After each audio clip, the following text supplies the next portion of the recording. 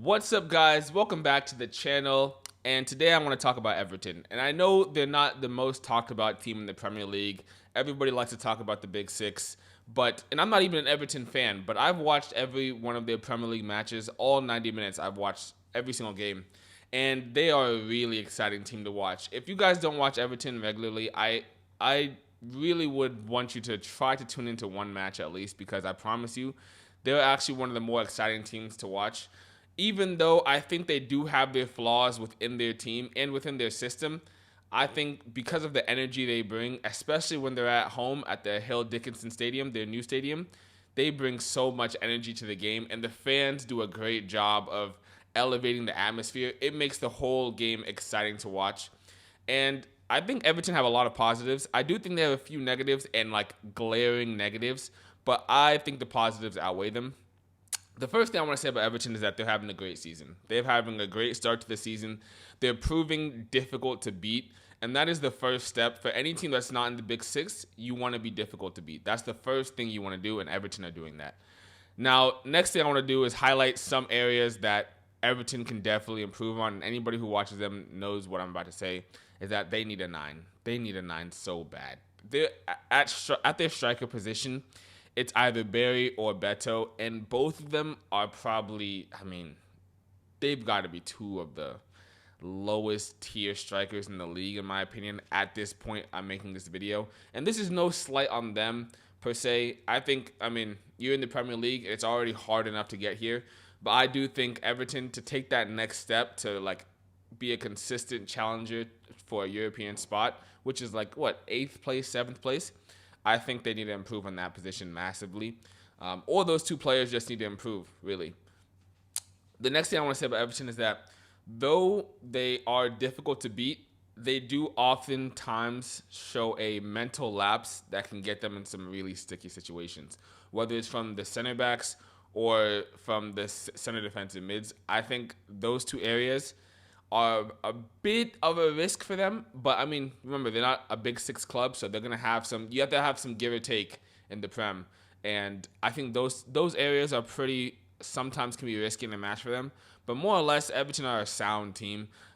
One shout out. The first shout out I want to give is to O'Brien at right back. I don't think he's a natural right back. Even watching him play, seeing his physique, his profile, it looks like he's probably more suited at center back, and that's probably where he's more comfortable. But to do a job at right back in any professional setting when you're not a right back is you have to give a round of applause for that, because it is not easy, especially if you're not comfortable there, being on the touchline, having somebody always pressuring you to get the ball off you, having to stop. Oftentimes, the other team's most creative, quick player, it's not easy. So I want to give a shout out to O'Brien. And then also James Garner. Now, if anybody follows me on TikTok or Instagram, they know James Garner is my favorite player in this side. I think he's superb. He did a job at left back to start the season when Mikalenko was injured. Now he's playing in the center. And I think if Everton want to improve and push on to that next level of competing for European champions, or not European spots, they need to make sure that they keep James Garner and that they sign another CDM next to him that can really play the ball well and still defend really well.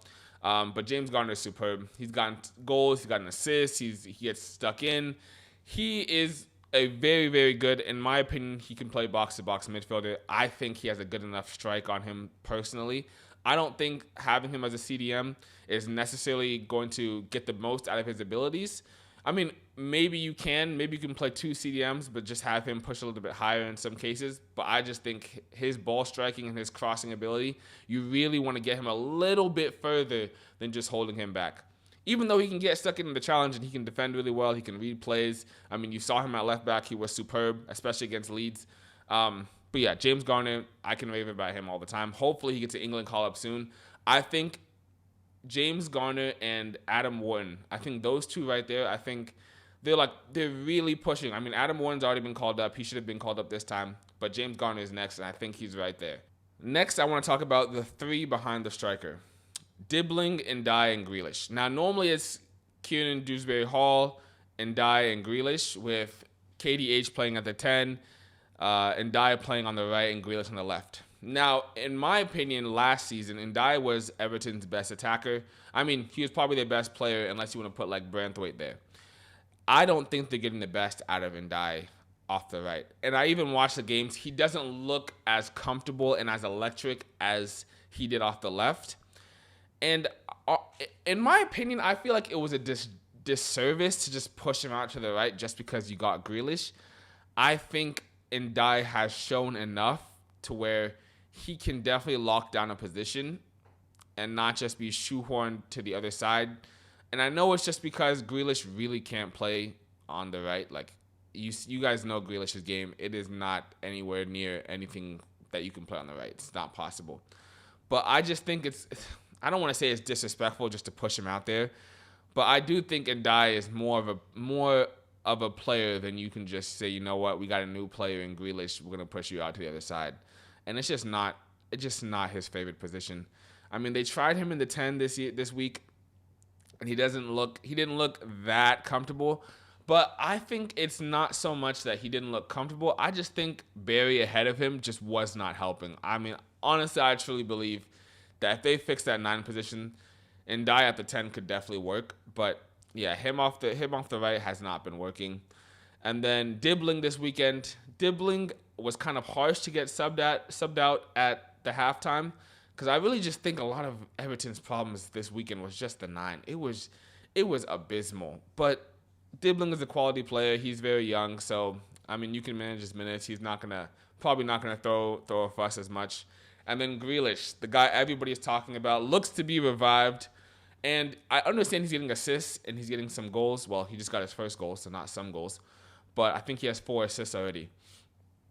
And I do think he's playing better than he was at City, despite, the treble-winning year where I think he played phenomenal. But in my personal opinion, I don't think Grealish's game has actually changed that much. Like, if you guys have watched Grealish at Everton, I promise you, he looks very, very similar to what he looked like at City. He looks like the person slowing the game down, waiting for the defender to commit before he makes a decision, taking his time on the left wing, not really forcing the attack immediately and directly driving at the opponent, more so waiting, seeing what it gives him, maybe passing it back to James Garner to cross it in. I mean, I get it. He is playing better, and I agree, and I love the hype that he's getting because he had a tough time over the past few years. But I will say that, like, his game has not actually changed that much. He's definitely not the Grealish from Aston Villa. I'll tell you that much.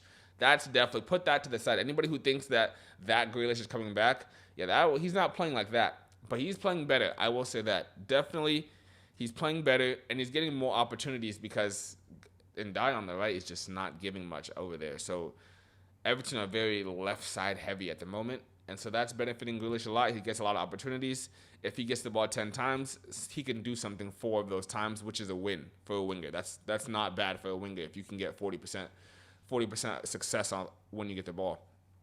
But that's what I really wanted to say about Everton. David Moyes is doing a sublime job. I think they still have a higher level to reach. I think they're just good enough right now to be where they are, and I think once they fix that 9 situation, they're gonna be a scary team, and I think they're gonna fix that in January. I know the Everton board are looking at this team and like, we need a 9, and they probably need a right back, but mainly 9. Once they get 9 sorted, it's gonna be scary for the rest of these teams.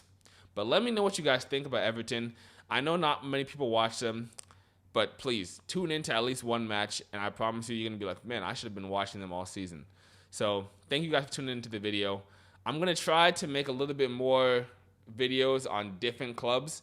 I do want to do a Premier League roundup video, but for now, I want to still try to make videos on the games that I watch. And I don't want to just be like a one club channel because we have enough of those. If you want to go watch a certain club's fan base and all that, there's enough channels for that. But I just want to, highlight more teams that I watch, whether it's from Premier League, La Liga, Bundesliga, Liga 1. I just want to make sure that, I'm trying to cover my bases a little bit because I do watch a lot of football. But thank you guys for tuning in.